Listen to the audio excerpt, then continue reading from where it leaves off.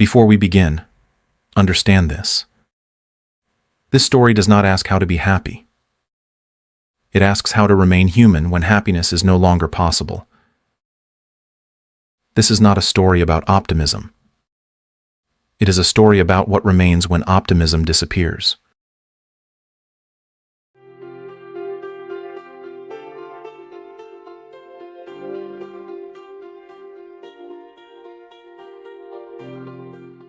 When comfort is stripped away, and the future offers no guarantees. Viktor Frankl was not searching for pleasure. He was searching for something stronger. Something that could survive suffering.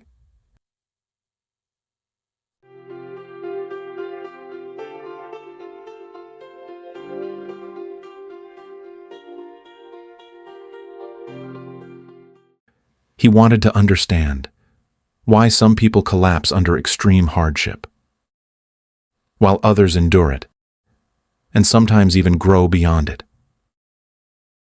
This question was not explored in theory. It was tested in reality. Inside a concentration camp.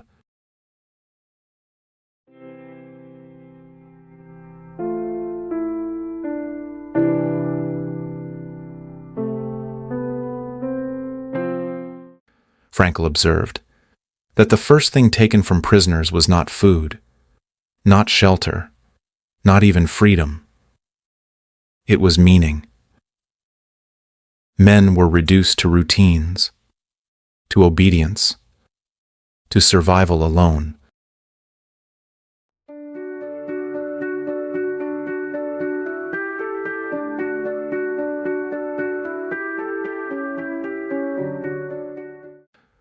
Frankl noticed something unsettling inside the camps.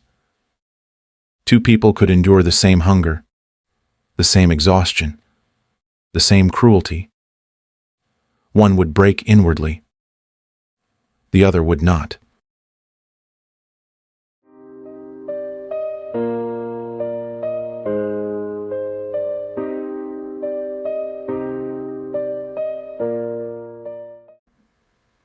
The difference was not strength. It was not intelligence. It was not luck. It was purpose. Those who retained a reason to live, a person waiting for them, a task unfinished, a responsibility not yet fulfilled, were far more likely to endure.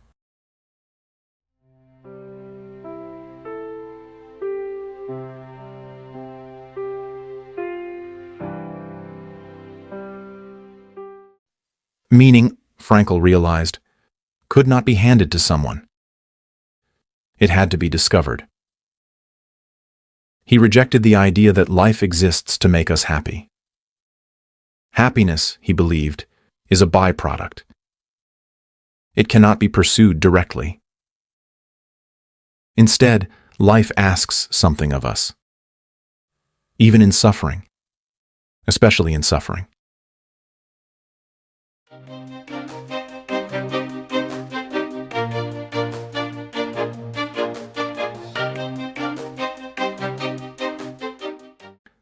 When suffering is unavoidable, the question is no longer how to escape it.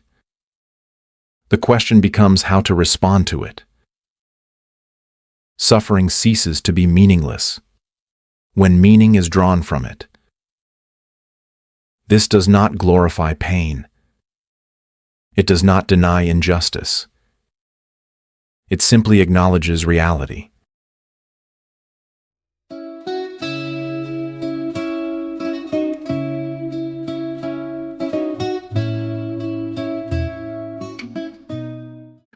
Some suffering cannot be avoided. Some losses cannot be undone. But dignity remains possible. Frankl believed the final human freedom, the one no circumstance can take away, is the freedom to choose one's attitude, even when everything else is controlled.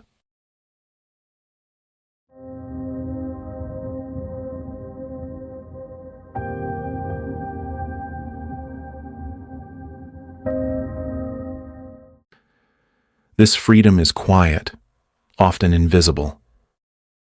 It is internal, and yet it determines everything.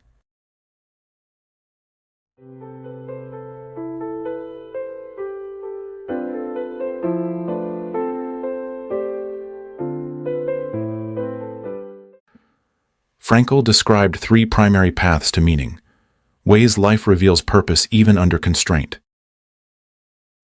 The first is contribution. Through work, through service, through giving oneself to something larger than the self.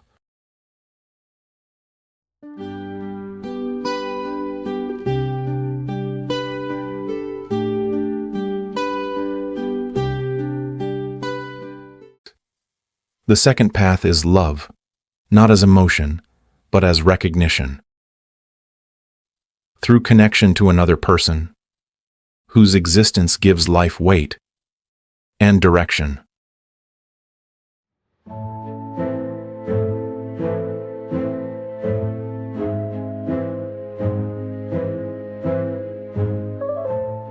Marching. The third path is suffering, not because suffering is good, but because meaning can still be chosen within it. When suffering cannot be changed, the person must change instead.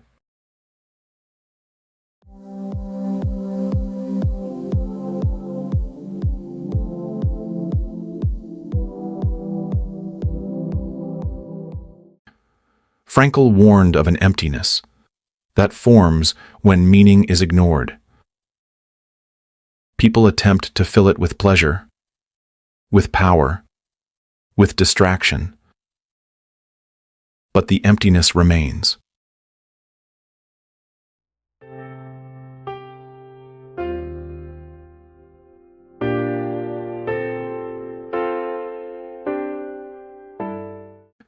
Meaning cannot be replaced. It can only be answered. Man's search for meaning is not a promise of happiness. It is a responsibility. A quiet one. A heavy one.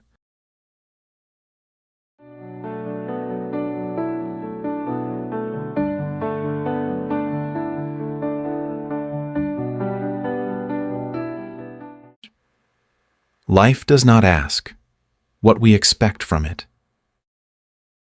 It asks what it can expect from us.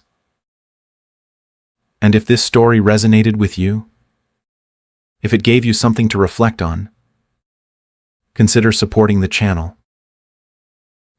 A simple cup of coffee goes a long way in helping stories like this continue.